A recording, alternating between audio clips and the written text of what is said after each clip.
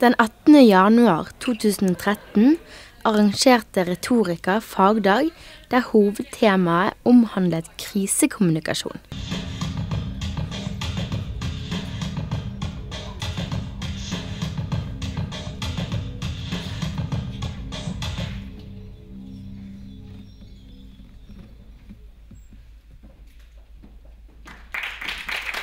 Vi og Per som har kjørt slalom sammen, vi vet at splikkende støv det helt umulig å bære.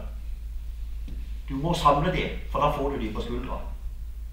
Hvis du har en organisasjon som består av 1000 enkeltmedlemmer som ikke forstår hva som fellesskapet, hva folk trenger, så kunne vi lagt ned denne organisasjonen dagen etter han har blitt etablert. Debatten som fulgte ga flere interessante perspektiver på temaet krisekommunikasjon. Og kom frem til at de hadde egentlig gjort det meste riktig, men de fant noen læringspunkter. De læringspunktene, og prate ut et Excel-arket sitt, så det er fort veldig godt med fagprat, det er umulig å forstå.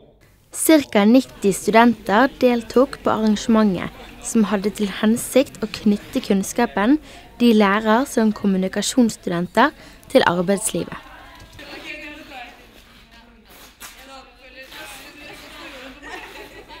Etter de vellykkede foredragene var ferdig, var det afterparty på loungebar med livemusikk fra Erik og Joakim.